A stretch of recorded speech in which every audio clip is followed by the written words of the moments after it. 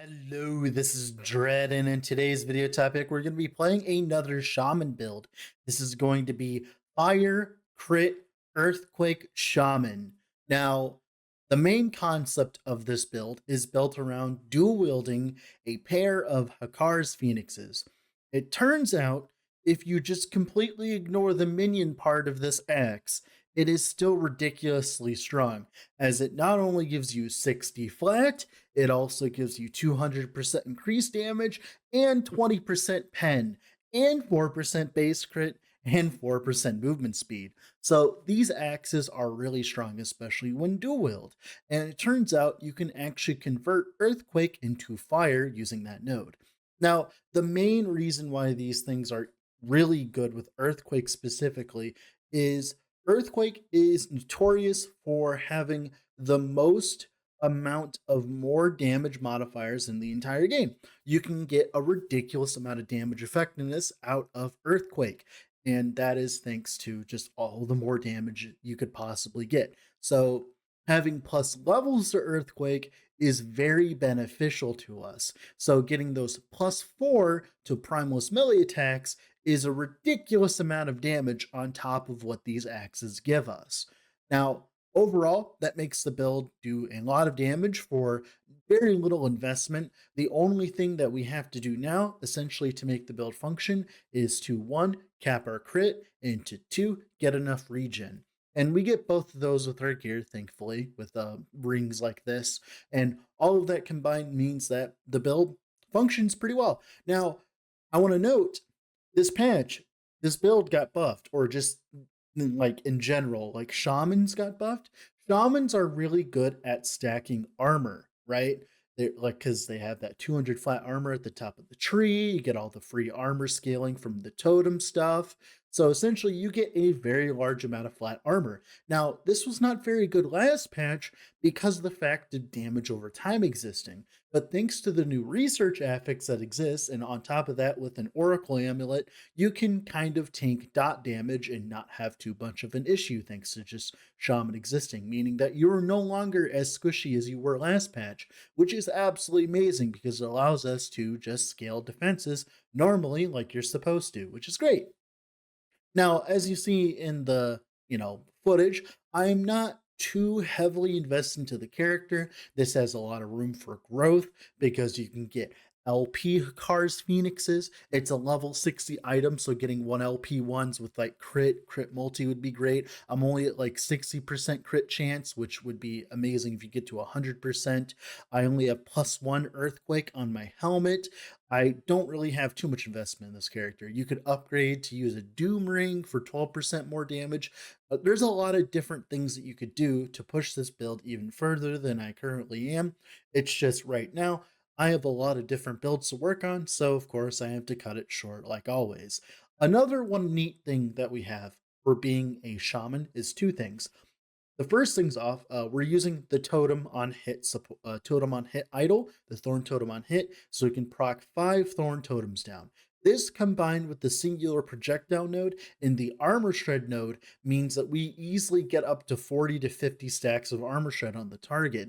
And this is very important because it turns out whenever you take the fire conversion node in Earthquake, it turns all your armor shred into ignite chance, which is kind of bad for us specifically, right?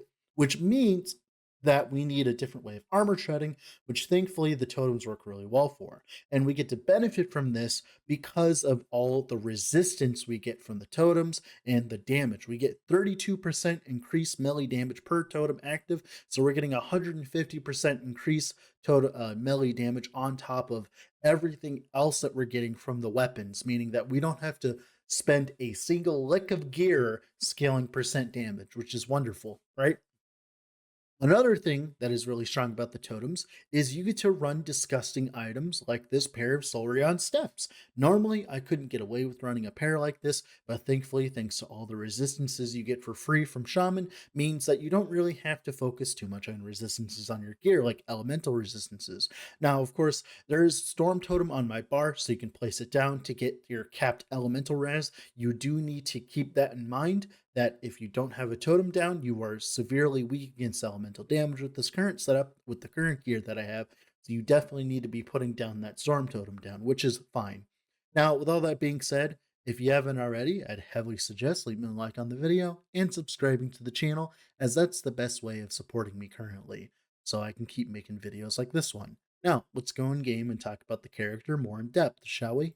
Hello. All right, here we are in game. So I just want to let you know that I am playing this on Shaman, but they might eventually rework Shaman because, Shaman's old. So, of course, you could play this on Druid. Druid works completely fine for this build, and Beastmaster also works completely fine for this build as well. Both of these work. You could play with either. I'm just playing with Shaman because I felt like playing with Shaman, and it works really well with the current pair of boots that I have, thanks to the fact I can get all my physical res essentially for free. Now, so let's talk about how this build works. For skills, we have a 25 to Earthquake. We mainly care about grabbing Seismic Tide, so we get 3 hits using the mana consumed per initial hit.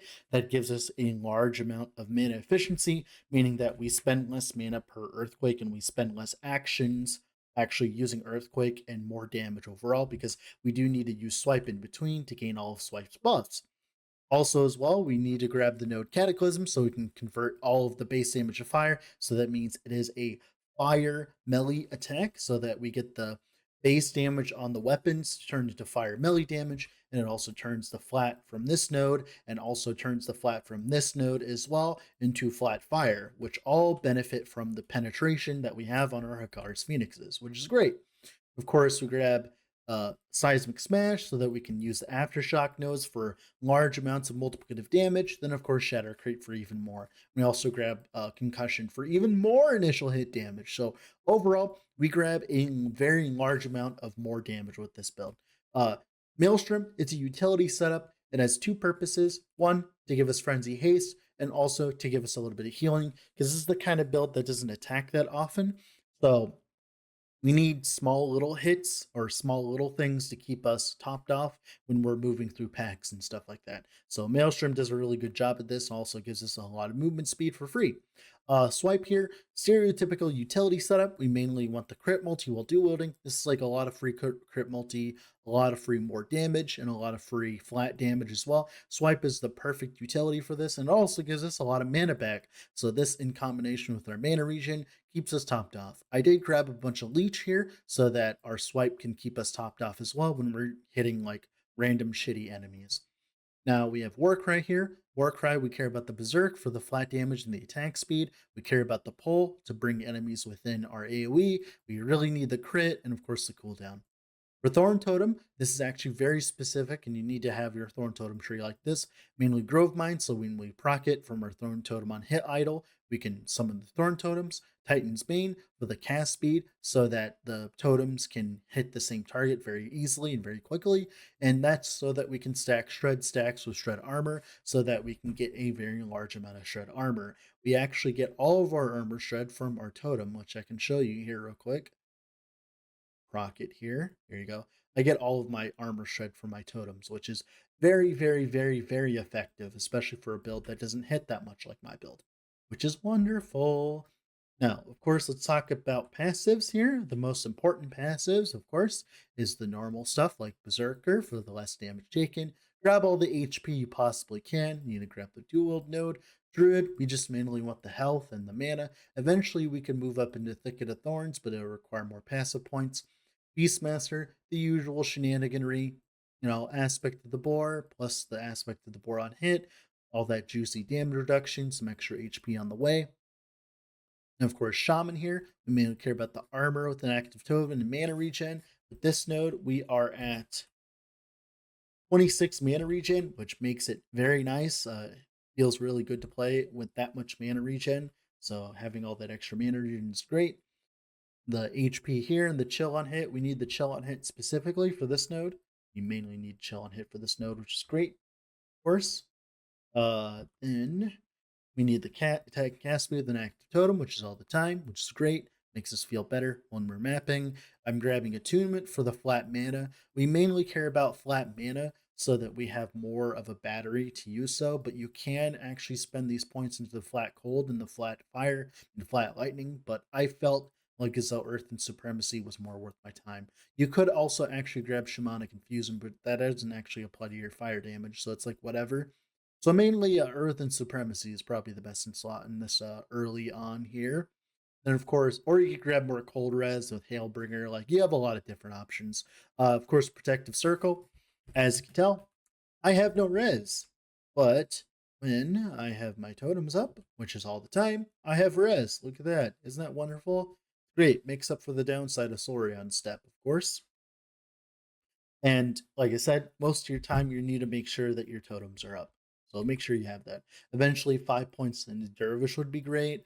8 points into Stormblade. This is a lot of increased melee damage. We get a lot of increased melee damage for free with this build. Then, of course, eventually you fill out Sky Armor. So we get that massive flat armor. And all of that combined equals a very large amount of flat armor. And that's pretty much it for passives. Now for gearing here, or actually blessings. Let's talk about blessings real quick. So for blessings, eventually you want crit chance or crit multi, depending how much crit chance you have. You could use void res as well to save you some slots. Lightning res and ending the storm, of course. Crit avoid from Reign of Dragons, of course. Armor here, and then armor here, and you're good to go on blessings. Now for idols, idols specifically, I just care about Throne of Ambition because we're armor stacking and the more damage is great on fire because we end up space tanking things. You do need a Thorn Totem on hit idol to proc your totems so that you can actually get that. You want a really high amount. You can run double Thorn Totem on hit idols for a little bit to maintain consistency because, like I said, you need that resistance. But I've made sure that you have enough resistance so that you actually can survive, especially thanks to all the DR from the armor and from the boar. So even if you don't have your res up, it's actually fine because you actually are still tanky even with all of that, which is one of the wonderful things about Last Epoch is it's not so binary like it is in Path of Exile. Then of course I have some crit avoid idols. Of course I have some life and crit avoid, so I can cap on crit avoid and res everywhere else, and that's pretty much it. You want to just be using res idols because you want to have more room for more gear. So let's talk about gear. Double Hakar's Phoenix. Like I said, I don't have LP ones, but this is a really good item in general to have with two, which is great. Helmet here. Eventually, you'd want tier 5 on Earthquake. This is a really good base. This amulet's like best in slot, essentially. It's absolutely amazing. This chest is meh. Instead of that added melee minion crit and the mana, you can have like flat armor actually on your prefix, on your thing, but this base is pretty good. For the other prefix, it doesn't really matter what you get. You can just get shared melee damage. It doesn't really matter. Probably vitality, to be honest, to get more life. This ring, I actually Rune of Creation this ring. This is like your best in slot ring, essentially. This solved so many problems, getting all that extra mana regen and crit chance. We go for copper rings because with all this melee flat, melee percentage, crit multi, and all that, the only thing that we mainly need is just to make sure that we get crit capped. So we're at 62%. If we got like a Hakar's with like base crit on it, it would be capped. So getting Hakar's with base crit eventually would be great. And of course, like I said, other rings like that. Then of course we got the belt, mana regen, life. That minion health on that prefix is actually pretty good because you want enough minion health on your totems so they don't instantly die. That's another reason to stack attunement is so that your totems don't instantly die because guess what? They are minions technically. Then gloves here, this is actually one of the main reasons why this build even works is from the armor mitigation applies to damage over time. Eventually, when you're stacking enough armor with the totem and the sky reach and all that, you can get enough armor that all of that applies to your dot damage, which is great. Of course, melee attack speed, crit avoid, AL health, pretty good. Boots here, I'm using a pair of Sorion steps. You do not need to use this. You can just use a stinky old pair with like exalted movement speed would be fine, HP, stuff like that. I'm just using this because I am a damage whore and I love movement speed. So of course I'm going to use this. Then for my relic, this is pretty much your perfect relic. It could be on a better base, like the necrotic res base, but overall it's a fine relic.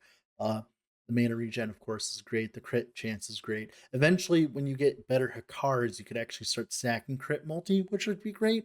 But yeah, and especially if you don't run a Saurians, you might need a little bit more crit multi. And that's pretty much it for the build. It's actually really simple. Now, with all that being said, this has been Dread. I'll have to go do something else. Bye.